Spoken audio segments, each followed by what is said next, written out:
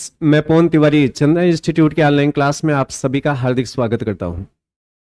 Super TET के लिए mathematics का यह सीरीज लगातार चल रहा है और आज इस 5वें प्रैक्टिस में, इसके पहले जो 4 सेशन हो चुके हैं, इसमें 12 टाइप के प्रश्नों पर मैंने अपनी चर्चा की है।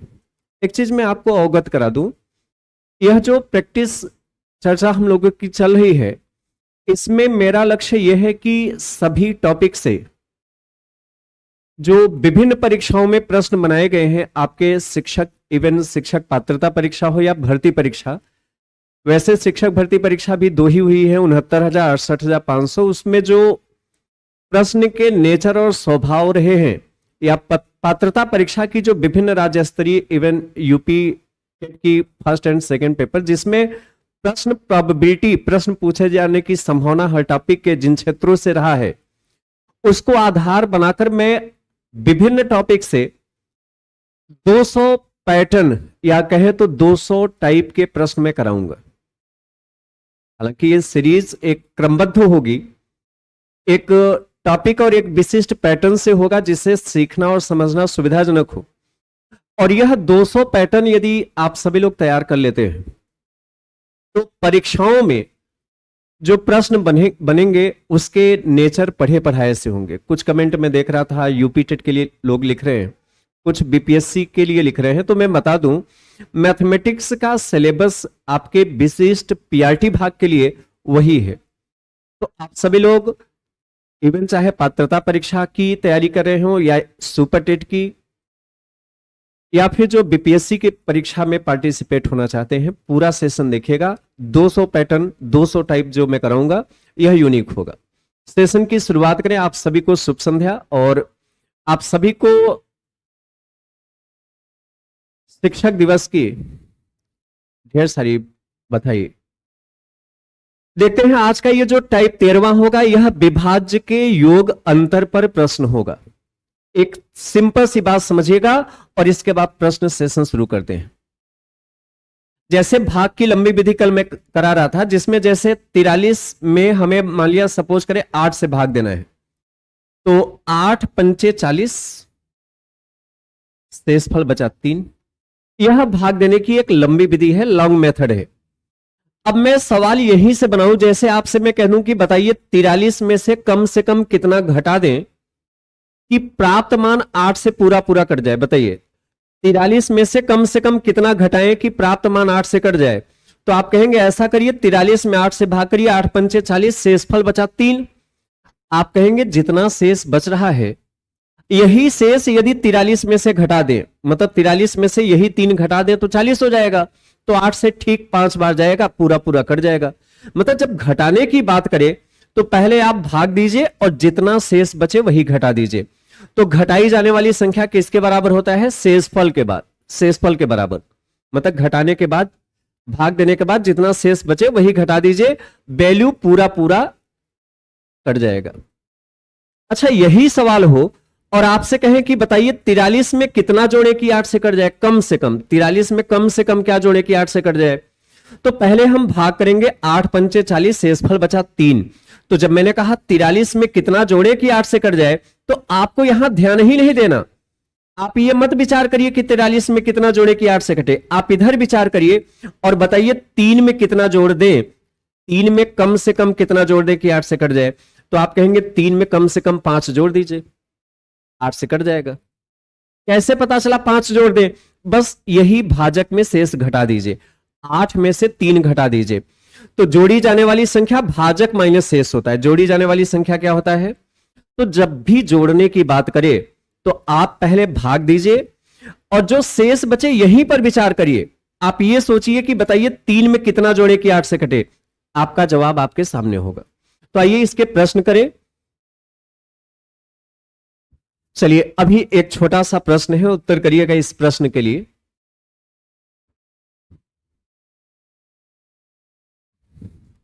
बताइए, प्रश्न यह है कि वह कौन सी न्यूनतम संख्या, छोटी संख्या 1039 में जोड़े। कह रहा कि ऐसी कौन सी छोटी संख्या है जिसको 1039 में जोड़ दें तो योगफल 29 से पूरा पूरा कट जाए। इसमें 1039 में कम से कम क्या जोड़ दें कि 29 से पूरा पूरा कट जाए। तो देखिए जब तक भाग नहीं करेंगे स्थिति क्लियर नहीं होगी। तो चलिए पहले आप ऐसा करिए, 1039 में पहले भाग लगा लीजिए 29 से। तो पहले 3 बार जाएगा, 29 से 3 बार में 87 होगा। अब 13 में से 7 गए 6, 9 में से 8 गए 1। अब ये 9 नीचे उतार लीजिए, 169 169। अब 29 से कितनी बार जाएगा? 5 बार। 29 से 5 बार में 145। देखिए 5 9 45, 5 4 5, सही है। अब 9 में से 5 घटाए 4, 16 में 14 2। अब थोड़ी देर के लिए ध्यान देना, यदि मैं आपसे यह कहा होता कि 1039 में से कम क्या घटा दें कि मान 29 से पूरा पूरा कट जाए, तो आप कहेंगे पहले हमने देखिए जैसे हमने भाग दिया तो 24 शेष बच गया। आप कहेंगे जितना बच रहा है यदि यही 1039 में से घटा दे, 1039 में से यदि यही 24 घटा देंगे तो जो मान मिलेगा वह 29 से पूरा पूरा कट जाएगा। कितनी बार में कटेगा? 35 बार में। लेकिन बात घटाने की नहीं है, जोड़ने की है।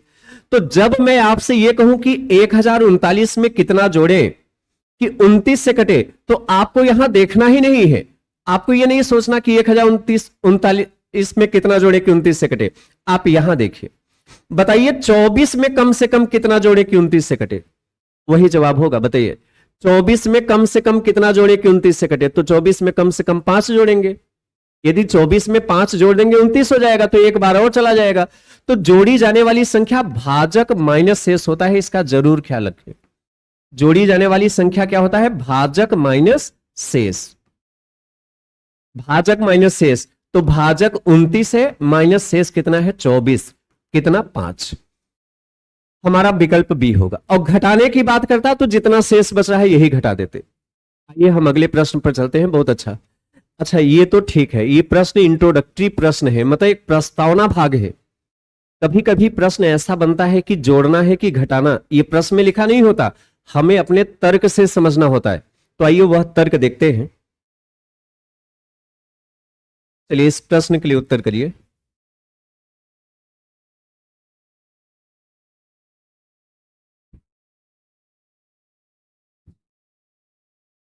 देखिए प्रश्न यह है कि अच्छा यहां पर भी अभी पूरा पूरा लिखा है, 2401 के साथ ऐसी कौन सी न्यूनतम संख्या को जोड़ा जाना चाहिए ताकि योग 14 से पूरा कट जाए। यहां स्पष्ट लिखा है कि कितना जोड़ दे कि 14 से पूरा पूरा कट जाए। तो पहले तो आप ऐसा करिए, भाग करिए। जब तक भाग नहीं करेंगे ये पता ही नहीं चलेगा कि क्या जोड़ें क्या घटाएं। तो 14 1 का 14, 24 में 14 घटाएंगे 10। अब ये 0 नीचे उतारिए, 100। 14 सत्ते 98, 100 में से 98 घटाएंगे 2। अब यह 1 नीचे उतार लीजिए। अब 14 से एक बार में 14, कितना आया? 7। अच्छा यदि हमसे कहे कि इसमें कौन सी छोटी संख्या घटा दें कि 14 से कट जाए, तो जितना शेष बचा है वही घटा दें। लेकिन जब जोड़ने की बात करें, जैसे यहां कह रहे हैं ना कौन सी छोटी संख्या जोड़ दिया जाए कि योग 14 से कट जाए, तो जब मैं कहूंगा कि 2401 में कितना जोड़े कि 14 से कटे, तो आपको यहां पे विचार ही नहीं करना। 2401 में कितना जोड़े यहां विचार नहीं करना, आप यहां विचार करिए और बताइए 7 में कितना जोड़ दें कि यह 14 से पूरा पूरा कट जाए। तो आप कहेंगे 7 ही जोड़ दीजिए। भाई 7 में 7 जोड़ेंगे 14 हो जाएगा। तो कैसे पता चलेगा? भाजक में से शेष घटा दीजिए। जोड़ी जाने वाली संख्या भाजक माइनस शेष होगा। जोड़ी जाने वाली संख्या भाजक माइनस शेष, तो भाजक 14 शेष 7। तो इसका उत्तर दोनों 7 होगा। घटाने की बात करेगा तो भी 7, जोड़ने की बात करेगा तो भी 7। चलिए आप सभी लोग जो अभी जुड़ रहे हैं, एक बार फिर से आप सभी को शुभ संध्या। आगे बढ़ते हैं अगले प्रश्न पर। चलिए जिस प्रश्न की मैं बात कर रहा था वो ये प्रश्न है,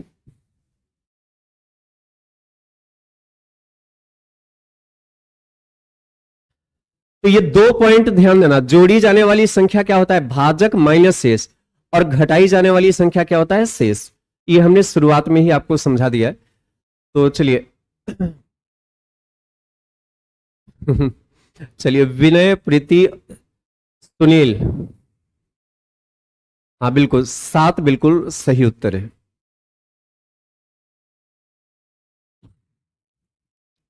अच्छा, धरने में, हाँ, धरने के संदर्भ में बात की जाए, आज की संख्या और आप लोगों की जो वहां पे उपस्थिति थी, इस बात का संकेत देती है कि सरकार को अपने जिद से हटकर नई शिक्षक भर्ती के लिए कुछ न कुछ करना पड़ेगा। 27,000 जो पद हैं, माननीय हाईकोर्ट के आदेशानुसार वो तो पुरानी रिक्तियां हैं,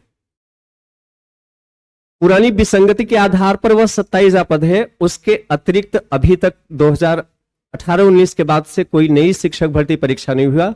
तो जैसा कि इन्होंने खुद ही एक्सेप्ट किया है, 51,112 पद नए पद के लिए, उसको पूरी तरीके से उम्मीद करता हूं कि सरकार इस पर ठोस कदम अपनाएगी और कुछ हद तक आश्वासन मिला है।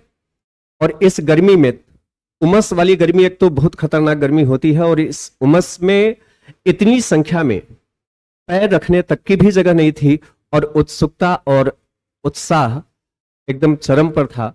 तो बहुत अच्छा, और इस तरीके की आपकी संघर्ष कभी बेकार नहीं होगी, मैं ये पूरी तरीके से उम्मीद करूंगा। और माननीय योगी जी से आग्रह विनती करना चाहूंगा कि इतनी पसीने जो आप सभी प्रशिक्षु बंधु वहां पे बहाए हैं, इस पसीने की कीमत एक नई भर्ती जिसमें नए पद जोड़कर भर्ती दें, तभी यह दूर हो सकती है। यदि दर्द को, छात्रों की दर्द को माननीय मुख्यमंत्री और शिक्षा मंत्री समझते हैं। देखें, यह प्रश्न यह है, 84 से पूरी तरह विभाज्य होने वाली 5 अंकों की अधिकतम संख्या कौन सी? देखिए, प्रश्न यह कहना चाह रहा है 5 अंकों की वह बड़ी से बड़ी संख्या बताइए जो 84 से पूरा कट जाए। तो हमने, देखिए, हमें तो पता है 5 अंकों की बड़ी संख्या होती है 99,999। 5 अंकों की बड़ी संख्या इस धरती पर कौन सी है? 99,999। अब इससे बड़ी तो 5 अंक में कोई संख्या है नहीं। लेकिन सवाल यह उठता है, क्या यह उत्तर होगा? तो जवाब है नहीं, क्योंकि हमसे यह पूछा है कि 5 अंक की वह बड़ी संख्या बताइए जो 84 से कट जाए। तो सवाल यह है कि क्या यह 84 से कटेगा? आप कहेंगे कभी नहीं। 99,999 आजीवन 84 से नहीं कटेगा। तो यह तो हमारा उत्तर हो ही नहीं सकता, और उत्तर इससे ज्यादा भी नहीं हो सकता। इससे ज्यादा करने का मतलब है यह 6 अंक में चला जाएगा। तो सीधी सी बात है, जब न तो उत्तर यह होगा और न ही उत्तर इससे ज्यादा होगा, तो सिंपल सी बात है, जो भी उत्तर होगा वो इससे थोड़ा बहुत कम ही होगा। अर्थात निष्कर्ष यह निकलता है कि हमें इसमें से कुछ न कुछ घटा के उत्तर करना है। हमें इसमें से कुछ न कुछ घटा के उत्तर करना है, जोड़कर क्यों नहीं कर सकते? आप कहेंगे जब जोड़ूंगा तो ये तो 6 अंक में चला जाएगा। 99,999 में कुछ भी जोड़ेंगे तो अब ये 6 ही अंक में जाएगा।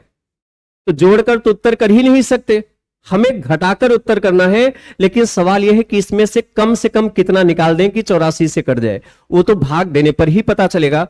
तो पहले आप ऐसा करिए, 99,999 पहले आप इसमें 84 से भाग करिए। एक बार में पहले 84, 9 में से 4 गए 5, 9 में से 8 गए 1। अब यह 9 नीचे नोट करिए, नीचे उतारिए। अब यह कितनी बार जाएगा? 2 बार तो जाएगा नहीं, एक ही बार ले जाएंगे। तो 84 से एक बार में फिर से 84। अब 9 में से 4 गए 5, 15 में से 8 गए 7। अब ये वाला 9, इसको भी नीचे उतारिए। अब 8 9 72, 9 बार जाएगा, चेक करें। 9 चौके 36, हासिल लगा 3, और 9 8 72 और 3 75। अब घटाएंगे तो ये कितना आएगा? 3 आएगा। अब यह 9 नीचे उतारिए। अब तो 84 से 0 ही बार जाएगा। अब तो शेषफल बच गया 39। देखिए, बात समझना, हमने 5 अंकों की सबसे बड़ी संख्या लिया 99,999 और भाग दिया 84 से, शेष बच गया कितना? 39। अब यह जितना शेष बच रहा है, जैसे 39 बच रहा है, तो यदि यही 39 घटा दें ये 39 बचा है ना।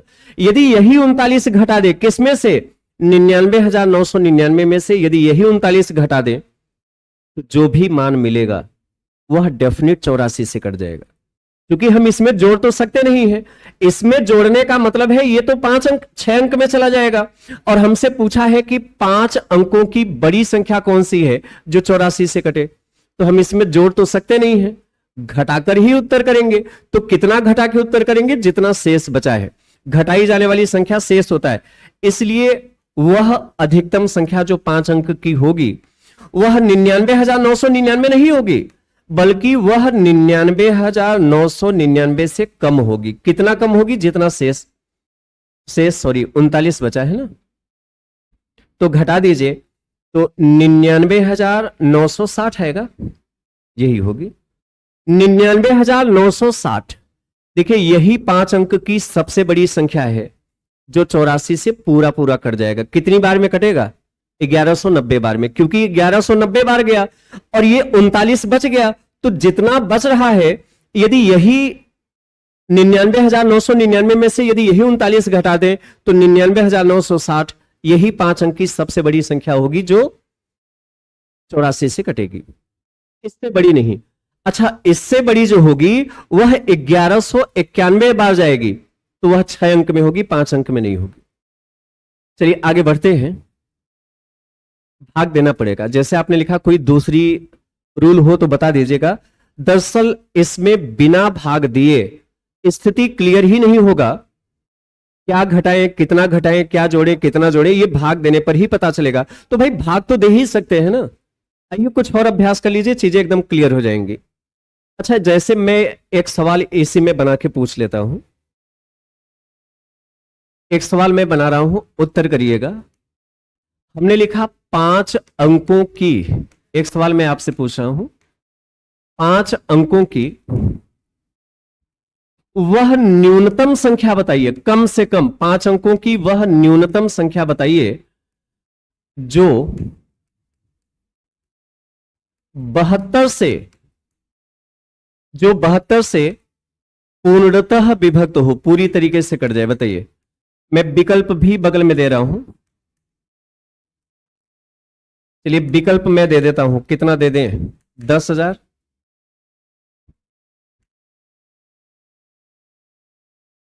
10,064, 10,008 और 10,032। चलिए उत्तर करिएगा इस प्रश्न का।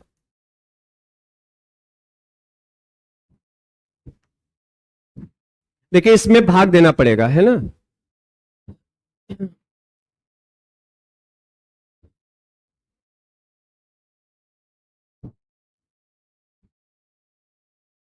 देखिए 84 से विभाज्यता चेक करने के लिए आप 7 और 12 की डिवाइजिबिलिटी कंडीशन लगाएंगे, चेक हो जाएगा। जैसे यही सवाल देखिए, हमने कहा 5 अंक की वह न्यूनतम संख्या बताइए जो 72 से कट जाए। तो यदि आप लॉजिक लगा सकते हैं तो आपको पता है जो संख्या 72 से कटेगी वह 8 तथा 9 दोनों से कटेगी। जो संख्या 72 से कटेगी वह 8 से भी कटेगी, 9 से भी कटेगी, और 9 से विभाज्यता का नियम है अंकों का योग 9 से कटना चाहिए। 9 से विभाज्यता का नियम है अंकों का योग जो है 9 से विभक्त होना चाहिए, मतलब संख्या के सभी अंकों का योग 9 से विभक्त हो। 9 से विभाज्यता का नियम क्या है, यदि दी गई संख्या के सभी अंकों का योग 9 से कट जाए तो पूरी संख्या 9 से कटती है। तो ध्यान से सुनिए, जो संख्या 72 से कटेगी वो 8 से भी कटनी चाहिए, 9 से भी, और 9 से विभाज्यता का नियम है सभी अंकों का योग 9 से कटना चाहिए। तो इसके सभी अंकों का योग 1 है, तो ये तो ऑप्शन होगा ही नहीं। इसके अंकों का योग 6, 4, 10, 1, 11 है, 11 भी 9 से नहीं कटेगा। इसके अंकों का योग 3, 2, 5 और 1, 6 है, ये भी नहीं होगा। अर्थात उत्तर तो यही होगा। उत्तर कितना होगा, 10,008। लेकिन यदि हम विभाज्यता के नियम से नहीं लगाएं तो हमें भाग देना ही पड़ेगा। दरअसल हमें पता है 5 अंकों की न्यूनतम संख्या क्या होती है।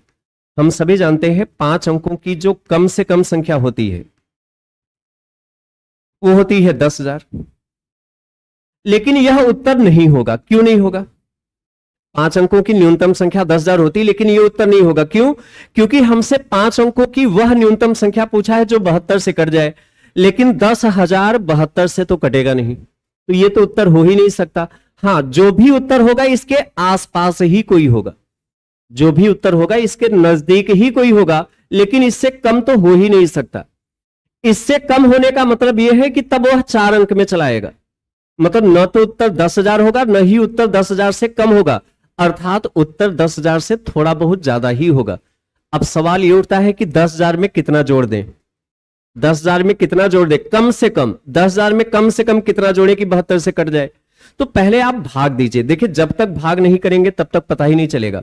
तो ऐसा करिए, 10,000 में पहले 72 से भाग करिए, तो 72 से एक बार में 72 हुआ, 100 में से 72 घटाएंगे 28।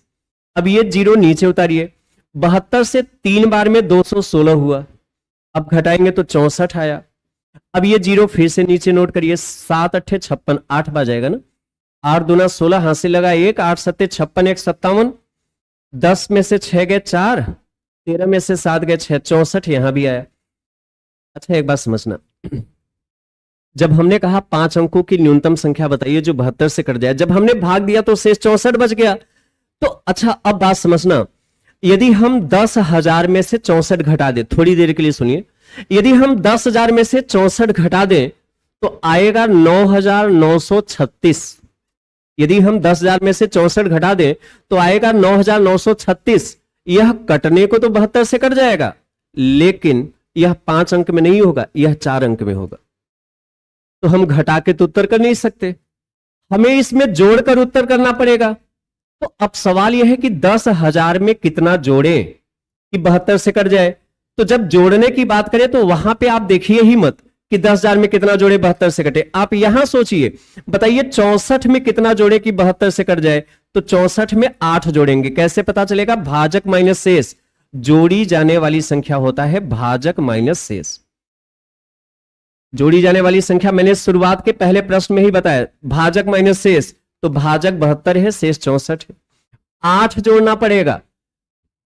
घटाने की बात होती तब तो मैं यही घटा देता, 9,936 आता, 72 से कट जाएगा, लेकिन वो 4 अंक में होगा, तो मैं घटा के उत्तर नहीं कर सकता, हमें जोड़ना पड़ेगा क्योंकि हमें 5 अंक में चाहिए। तो अब जोड़ना है तो सवाल यह है कि 10,000 में कितना जोड़े 72 से कटे, तो आपको 10,000 की तरफ देखना ही नहीं, आप यहां देखिए 64 में कितना जोड़े कि 72 से कटे, तो 8, भाजक माइनस शेष, तो यही 8 जोड़ दीजिए। 10,000 में कितना जोड़ेंगे? 8, तो आएगा 10,008। तो जब जोड़ने की बात करें तो ये चीजें ध्यान रखिएगा। मैं शुरुआत में जो लोग देर से जुड़े हों, मैं बता दूं कि जोड़ने और घटाने को लेकर मैंने पहले ही स्थिति क्लियर कर दिया था, तो जो लोग देर से जुड़े हों शुरुआत से देखेगा। आइए अब हेडिंग बदलते हैं। चलिए ये सवाल आपको होमवर्क के लिए दे देता हूं, ये चौथा वाला सवाल, ये आपको होमवर्क के लिए देते हैं। इसका उत्तर आप सभी लोग बाद में कमेंट बॉक्स में दीजिएगा, क्योंकि हमने 3-4 सवाल हल करा दिया, तो उम्मीद करते हैं इस सवाल में आपको कोई दिक्कत नहीं होनी चाहिए। तो इसका उत्तर बाद में आप लोग कमेंट बॉक्स में देंगे। मैं साइड हो जाता हूं, स्क्रीनशॉट बना लीजिएगा। फिलहाल आते हैं अगले टाइप पर। आज का दूसरा टाइप और ओवरऑल 14वां टाइप, ये छातांकी नहीं होगा, ये घातांकीय होगा। घातांकीय योग के भाग पर प्रश्न। कहीं कहीं टाइपिंग एरर है तो उसको मैं मैनेज कर लूंगा, दरअसल आज पीडीएफ देखने का मौका ही नहीं मिला। घातांकीय योग के भाग पर प्रश्न एक महत्वपूर्ण हेडिंग है, महत्वपूर्ण हालांकि पिछला भी था, लेकिन हर नेचर को आप लोग महत्वपूर्ण मानकर ही देखेंगे। मैंने आपसे शुरुआत में कहा कि ओवरऑल 200 पैटर्न में कराऊंगा, अलग अलग टॉपिक से और एक क्रमबद्ध तरीके से। ये पूरे 200 टाइप आप लोग तैयार कर लेंगे तो परीक्षा में जो प्रश्न बनेंगे वो नेचर पढ़े पढ़ाए से ही होंगे। आइए, बड़ा अच्छा सवाल है।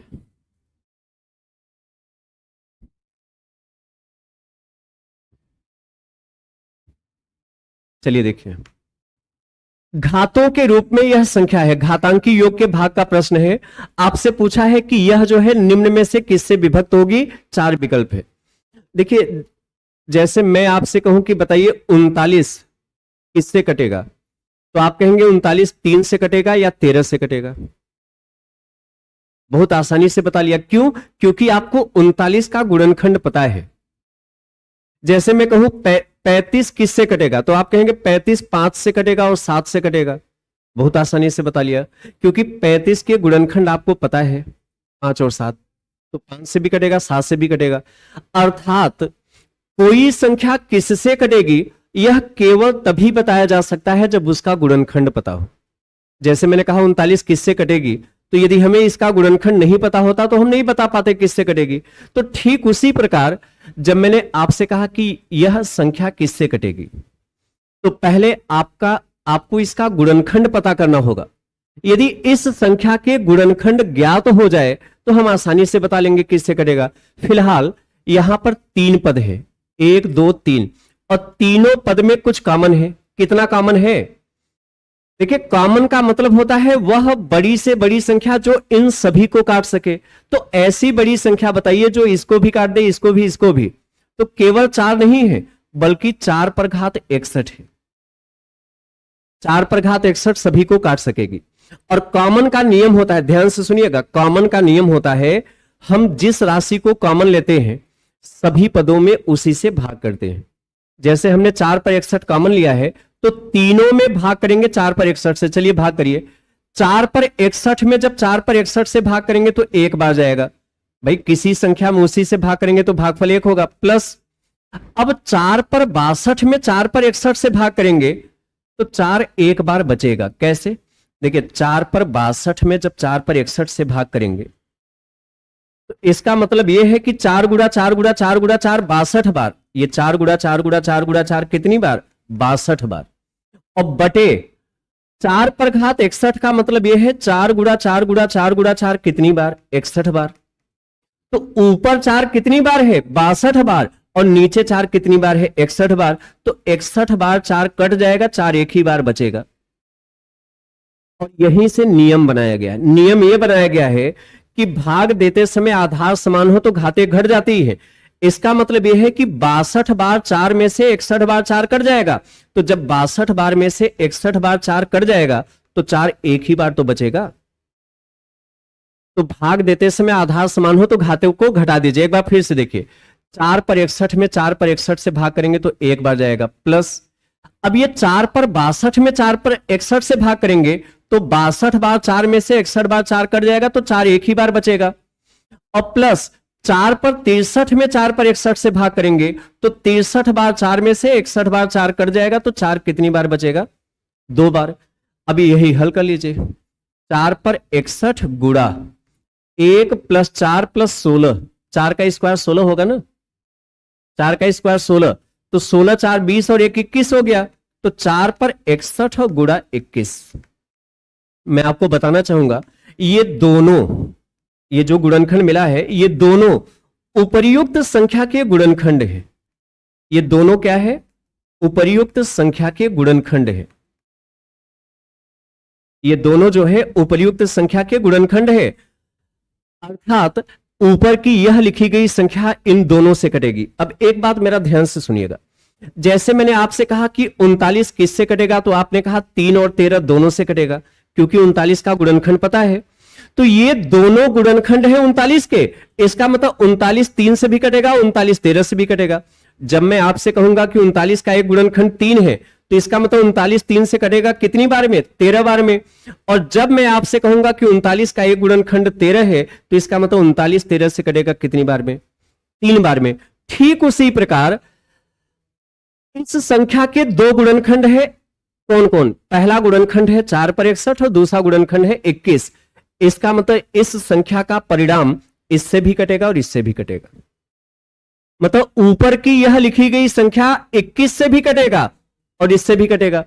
अब जो संख्या 21 से कटेगा वो 3 से भी कटेगा, 7 से भी कटेगा। ऑप्शन देखिए। अच्छा, 3 11 13 और 17 है। अच्छा आप बताइए 21 का गुणनखंड क्या है? 3 गुणा 7 है। अब बताइए कि इस संख्या का रिजल्ट क्या 17 से कट सकता है? आप कहेंगे नहीं। 17 से क्यों नहीं कट सकता? क्योंकि ये दोनों इसके गुणनखंड है, तो 21 का गुणनखंड करने पर 17 तो आएगा नहीं।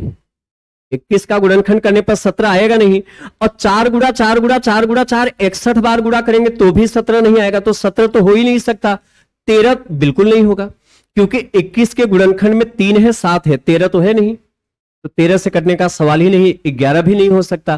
तो होगा क्या? 3 होगा। पहला विकल्प काफी देर से आप सभी लोग उत्तर कर रहे हैं, बिल्कुल करेक्ट उत्तर है। तो हमेशा एक चीज ध्यान देना, जब इस प्रकार के प्रश्न बने और आपसे पूछे किससे कटेगा, तो पहले आप उसका गुणनखंड ढूंढिए। जब तक गुणनखंड नहीं मिलेगा तब तक हम बता ही नहीं सकते कि किससे कटेगा। तो इस तरीके से आप कॉमन करके हल करेंगे। आइए कुछ अभ्यास करें। महत्वपूर्ण टाइप है इसलिए इस पर कुछ अभ्यास जरूरी है। ठीक वैसे ही प्रश्न है, ठीक वैसे ही प्रश्न है, उत्तर करिएगा। 1 सेकेंड।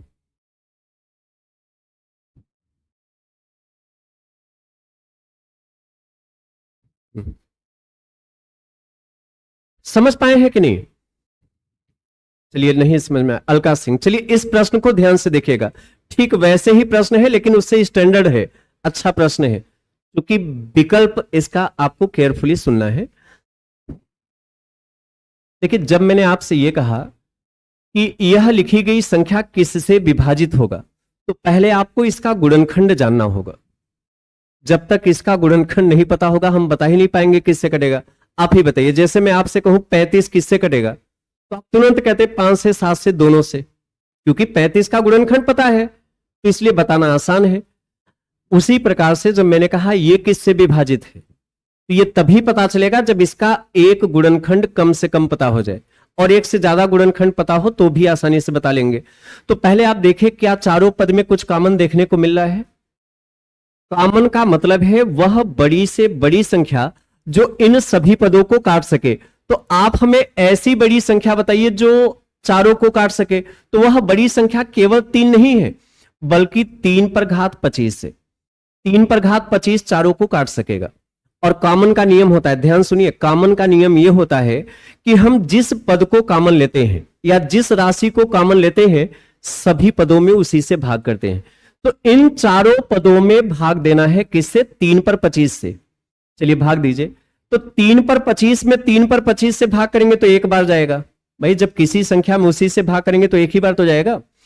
और 3 पर 26 में जब 3 पर 25 से भाग करेंगे तो इसका मतलब 26 बार 3 में से 25 बार 3 कट जाएगा। तो जब 26 बार 3 में से 25 बार 3 कट जाएगा तो 3 एक बार बचेगा, क्योंकि भाग देते समय आधार समान हो तो ये घात घट जाएगी। 26 में 25 घटेगा, एक ही आएगा। अब 3 पर 27 में 3 पर 25 से भाग करेंगे तो 27 बार 3 में से 25 बार 3 कट जाएगा, तो 3 दो बार बचेगा। मतलब भाग देते समय आधार समान है तो घात घटा दीजिए। 27 में 25 घटेगा, 2 आएगा। और 3 पर 28 में 3 पर 25 से भाग करेंगे तो 3 बार बचेगा। अब यही एक स्टेप बढ़ा लीजिए, इंटू 1 प्लस 3 और प्लस 3 का स्क्वायर 9 है और 3 का क्यूब 27 है। तो जोड़ेंगे 27 3 30 9 39 और एक 40 हुआ, जोड़ने पर 40 आया। ये आपको मैं बता दूं, ये दोनों, केवल अकेला यही नहीं, 3 पर 25 और 40, ये दोनों उपर्युक्त संख्या के गुणनखंड हैं। ये दोनों उपर्युक्त संख्या के गुणनखंड हैं।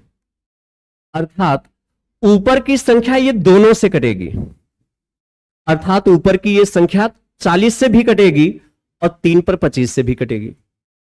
जैसे मैं आपसे कह दूं कि 35 का गुणनखंड 5 गुणा 7 है, इसका मतलब 35 5 से भी कटेगा 7 बार में और 35 7 से भी कटेगा 5 बार में। तो वैसे ही इस संख्या के दो गुणनखंड हैं, 3 पर 25 और 40। इसका मतलब ऊपर की यह संख्या 3 पर 25 से भी कटेगी, कितनी बार में? 40 बार में।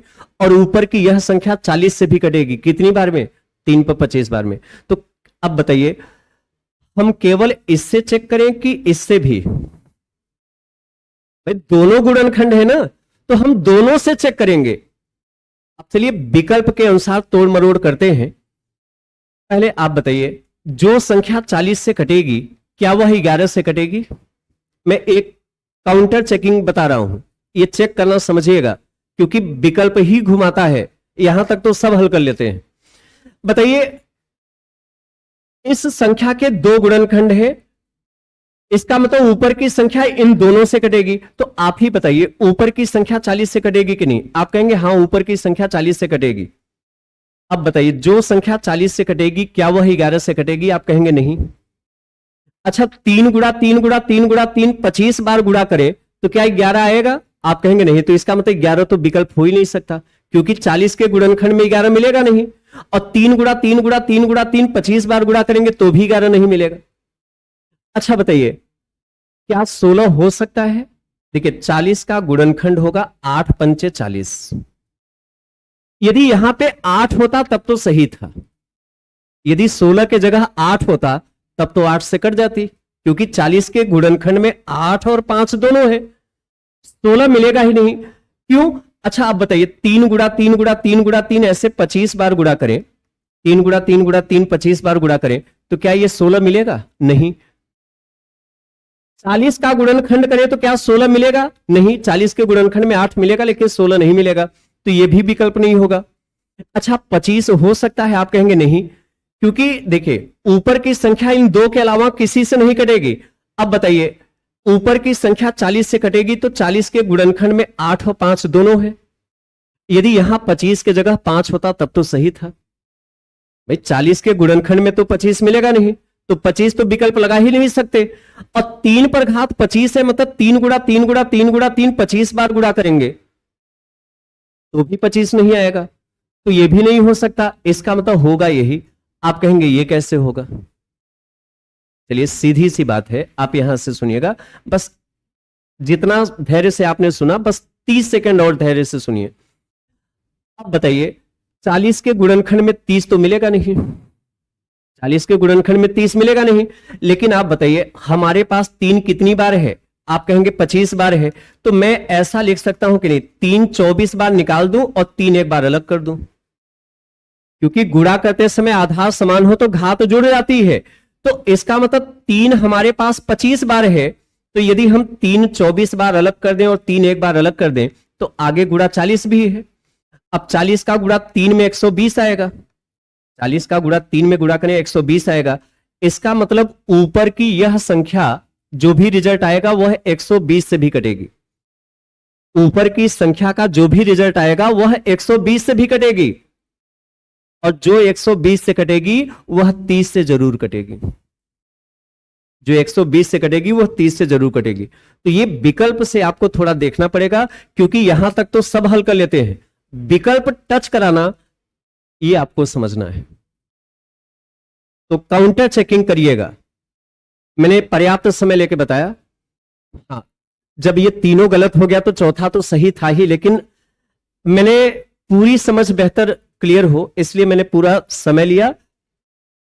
या एक तर्क और लगाइए, थोड़ा सा और धैर्य रखिएगा। अभी एक सवाल मैं और कराऊंगा। जैसे 30 के गुणनखंड में दो चीजें मिलना चाहिए, 3 गुणा 10। 30 के गुणनखंड में 3 गुणा 10 होगा, तो आप बताइए क्या यहां से 3 गुणा 10 ला सकते हैं? हाँ ला सकते हैं। कैसे? 3 हमारे पास 25 बार है, तो 24 बार अलग कर दीजिए, एक बार अलग कर दीजिए। और 40 का मतलब 10 चौके 40 से, तो देखिए 3 गुणा 10 है। भाई देखिए 3 25 बार है, तो आप 3 24 बार अलग कर दीजिए, गुणा 3 एक बार अलग, क्योंकि गुणा करते समय आधार समान हो तो घात जुड़ती है, तो 24 और 1 25 हो ही जाएगा। तो हमने क्या किया, 3 24 बार अलग कर दिया और 3 एक बार अलग कर दिया। और 40 का मतलब 10 गुणा 4 लिख सकते हैं। तो देखिए 3 गुणा 10 मिल गया कि नहीं? मिल गया। तो इस तरीके से चेक करिए। आइए एक सवाल और लगाइए, थोड़ा सा कॉन्फिडेंस बढ़ेगा, इसलिए मैंने इसका पर्याप्त प्रश्न ले लिया ताकि आपको कोई दिक्कत ना हो।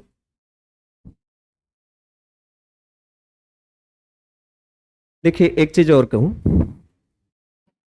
1 घंटे में कितना सवाल हल कर रहे हैं ये मायने नहीं रखता, आप कितनी चीजें सीख रहे हैं। देखिए उद्देश्य मेरा अभी सिखाना है, एक एक पैटर्न एक एक टाइप को अच्छे से सीखिए। भाई जल्दी करना होता तो तुरंत उत्तर आप लोगों का बहुत पहले से उत्तर आ रहा था, मैं वहीं से आगे बढ़ जाता। लेकिन मैं जब तक अपने से संतुष्ट नहीं हो जाता, जब तक मुझे यह लगता है कि सभी लोग समझ गए होंगे तब तक मैं अपना समय लेता हूं। लगाइए ये सवाल। अब उम्मीद करते हैं इसमें आपको दिक्कत नहीं होना चाहिए। 2 पर 71 प्लस 2 पर 72 प्लस, अच्छा ये किससे कटेगा? तो कोई संख्या किससे कटेगा ये तभी बता सकते हैं जब उस संख्या का कम से कम एक गुणनखंड पता हो। तो चलिए पहले इस संख्या का कम से कम एक गुणनखंड पता करें। पहले आप बताइए, इन चारों पदों में कुछ कॉमन दिख रहा है? कॉमन का मतलब होता है वह बड़ी से बड़ी संख्या जो सभी को काट सके। तो वह बड़ी से बड़ी संख्या केवल 2 नहीं है, 2 पर 71 है। ये 2 पर 71 कॉमन है। और कॉमन का नियम होता है, हम जिस राशि को कॉमन लेते हैं सभी पदों में उसी से भाग करते हैं। तो ऊपर के चारों पद में भाग देना, किससे भाग देना? 2 पर 71 से। तो चलिए भाग देते हैं। 2 पर 71 में 2 पर 71 से भाग करेंगे तो एक बार जाएगा। कितनी बार जाएगा? एक बार। इसी प्रकार 2 पर 72 में जब 2 पर 71 से भाग करेंगे तो इसका मतलब 72 बार 2 में से 71 बार 2 कर जाएगा, तो 2 एक ही बार बचेगा। देखिए सीधा सा भाग का नियम है कि यदि भाग देते समय आधार समान हो तो घाते घट जाती है। तो 72 में 71 घटेगा, एक ही आएगा। अब 2 पर 73 में 2 पर 71 से भाग करेंगे तो 73 में 71 घटा दीजिए, 2 2 बार बचेगा। और 2 पर 74 में 2 पर 71 से भाग करेंगे तो 2 कितनी बार बचेगा? 3 बार। क्योंकि तीसरा सवाल अभी मैं करा रहा हूं इसलिए ये प्रक्रिया आप लोग समझ गए होंगे। एक स्टेप और बढ़िए। 1 प्लस 2 और प्लस 2 का स्क्वायर 4 होगा और 2 का क्यूब 8 होगा। तो 8 और 4 12, 2 14 और 1 15 हुआ। मतलब 2 पर 71 गुणा 15। आपको मैं बता दूं ये दोनों, ये अकेला नहीं, ये दोनों उपर्युक्त संख्या के गुणनखंड है। ये दोनों उपर्युक्त संख्या के गुणनखंड है। अर्थात ऊपर की संख्या इन दोनों से कटेगा। किससे किससे? ऊपर की संख्या का जो भी रिजल्ट निकलेगा वह 2 पर 71 बार से भी कट जाएगा और 15 से भी कट जाएगा। चलिए अब चेक करें, क्या 9 हो सकता है? आप कहेंगे नहीं। क्यों? क्योंकि 15 के गुणनखंड में 3 है और 5 है, 9 तो मिलेगा नहीं। अच्छा यदि 2 गुणा 2 गुणा 2 गुणा 2 71 बार गुणा करें तो क्या 9 मिलेगा? 2 गुणा 2 गुणा 2 गुणा 2 ऐसे 71 बार गुणा करें तो क्या 9 मिलेगा? नहीं। मतलब न तो इसके गुणनखंड में 9 है न तो इसके गुणनखंड में 9 है, तो ये तो ऑप्शन होगा नहीं। अच्छा अभी देखिए, क्या 11 हो सकता है? बताइए क्या 11 हो सकता है? आप कहेंगे नहीं, क्योंकि जो संख्या 15 से कटेगा वो 3 और 5 से कटेगा, 11 से नहीं कटेगा। मतलब 15 के गुणनखंड में 11 आएगा ही नहीं। और 2 गुणा 2 गुणा 2 गुणा 2 71 बार गुणा करें तो भी 11 नहीं आएगा। तो ये भी विकल्प नहीं हो सकता। 13 भी नहीं हो सकता, क्योंकि 15 के गुणनखंड में 13 मिलेगा नहीं। और 2 गुणा 2 गुणा 2 गुणा 2 कितनी बार? 71 बार गुणा करें तो भी 13 नहीं मिलेगा।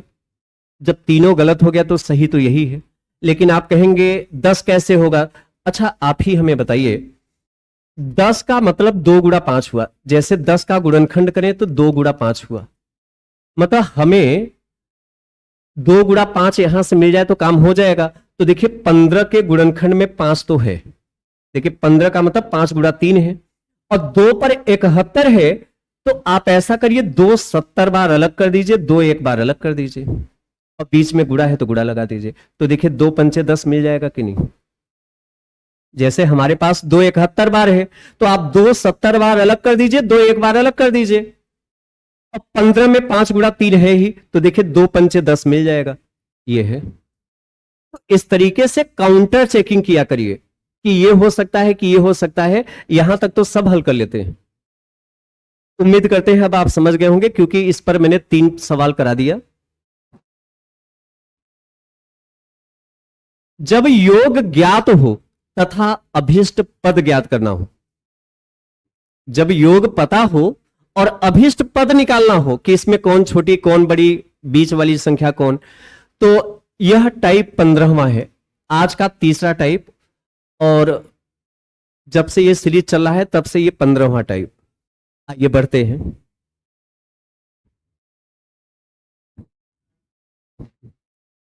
चलिए ध्यान से सुनिएगा, प्रश्न को बड़े धैर्य से सुनिएगा।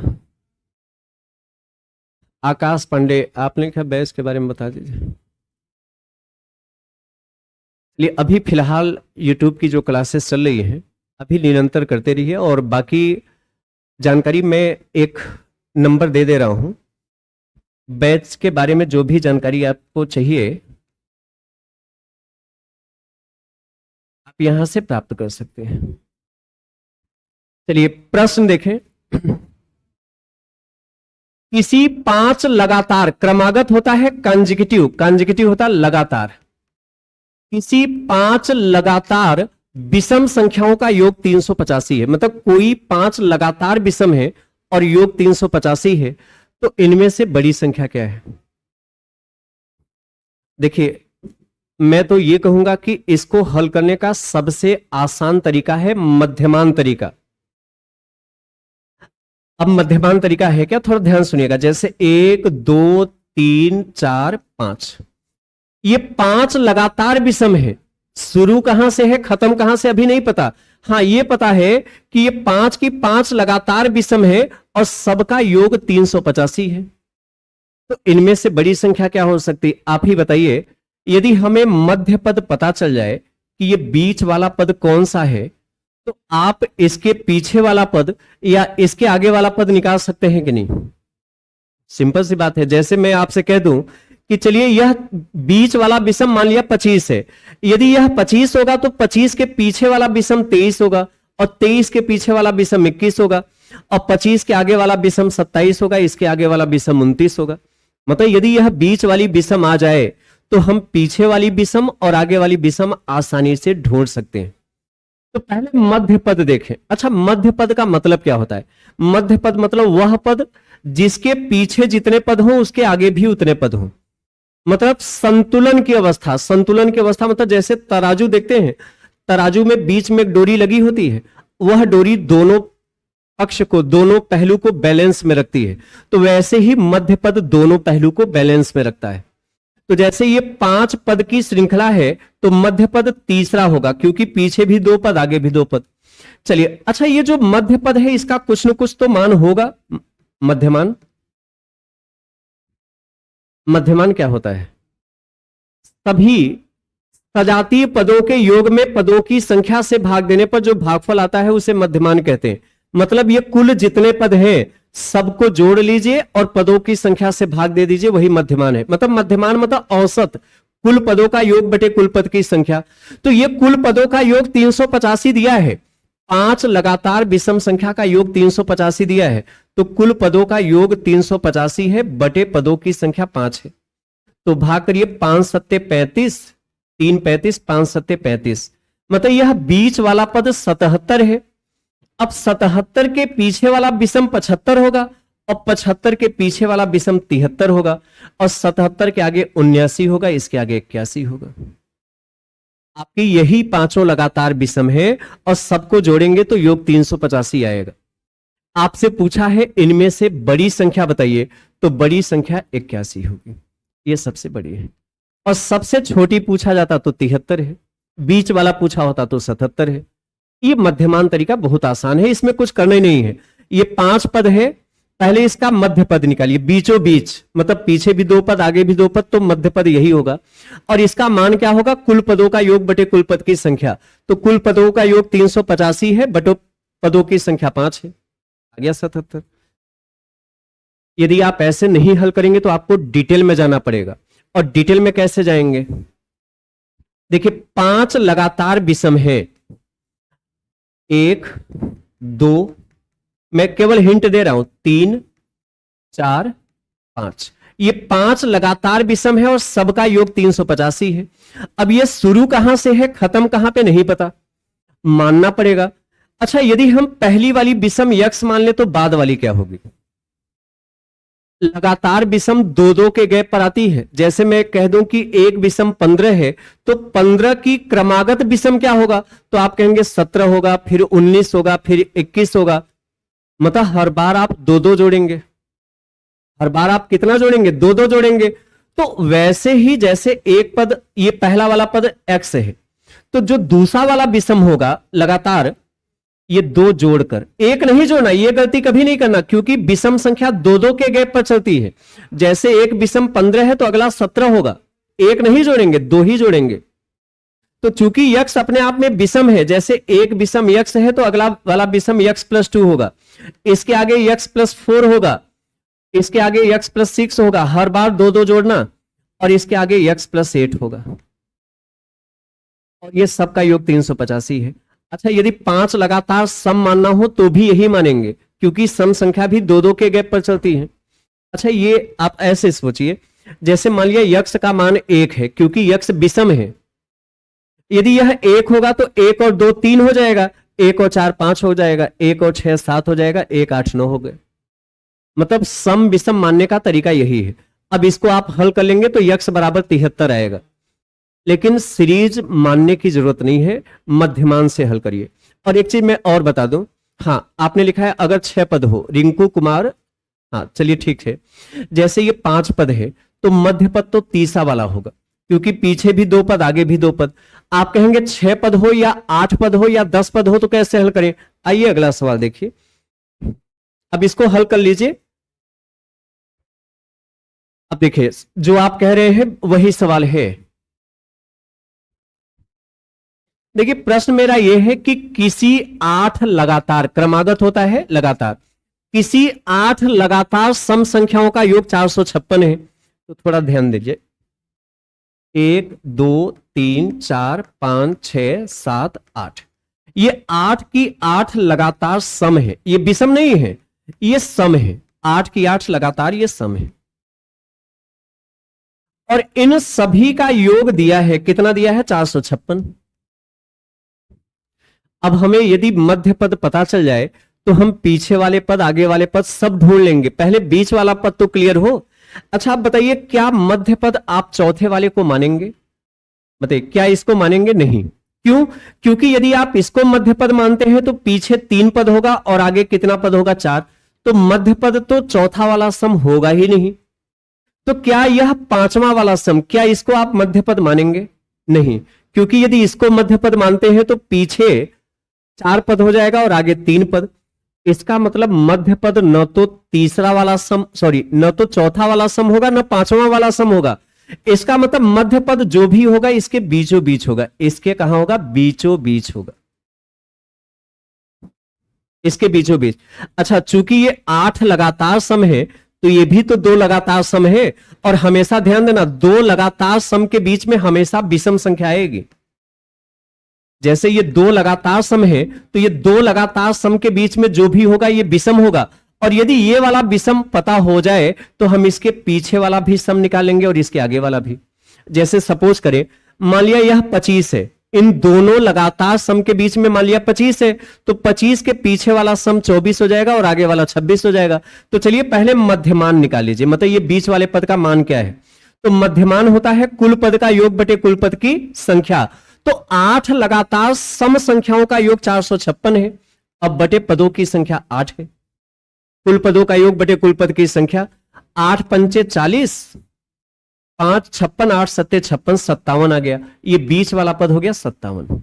मतलब एक बात समझिए, ये 2 लगातार सम है ना, इन दोनों लगातार सम के बीच में क्या है? 57 है। तो पीछे वाला सम क्या होगा? 57 के पीछे वाला सम 56 होगा और 57 के आगे वाला सम 58 होगा, और 56 के पीछे वाला सम क्या होगा? 54, और 54 के पीछे वाला सम होगा 52, और 52 के पीछे वाला सम होगा 50, 58 के आगे 60, फिर 62, फिर 64।